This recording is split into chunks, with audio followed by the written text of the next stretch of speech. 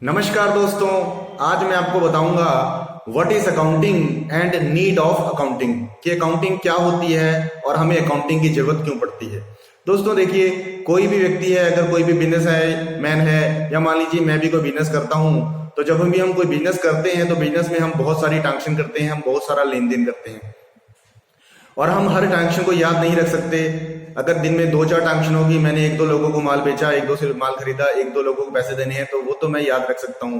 पर दिन में मान लीजिए मैं बहुत बार माल खरीद रहा हूँ, बहुत बार माल बेच रहा हूँ और ऐसे ही पूरा महीना पूरा साल बेचता हूँ, तो मैं हर एक ट्रांजेक्शन को याद नहीं रख सकता। तो मेनली जो रीजन है अकाउंटिंग का, तो अकाउंटिंग का मतलब होता है कि हम जो भी बिजनेस करते हैं तो उसमें जो भी हम खर्चा या लेन देन करते हैं उसको हम एक सिस्टमेटिक वे में लिखते हैं। तो सभी ट्रांजेक्शन को एक सिस्टमेटिक वे में लिखना अकाउंटिंग कहलाता है।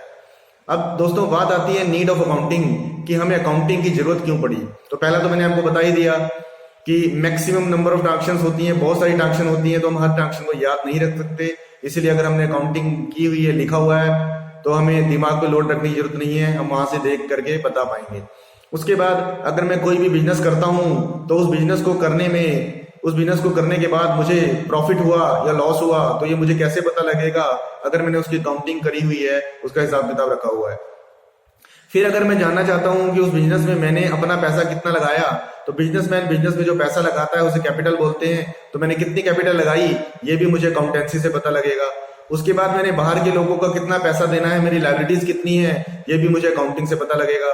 उसके बाद कितनी ऐसी चीजें हैं जो मैंने बिजनेस को करने के लिए ली हुई हैं, उसे हम एसेट बोलते हैं, तो कितनी मेरी एसेट है ये भी मुझे अकाउंटिंग से पता लगेगा।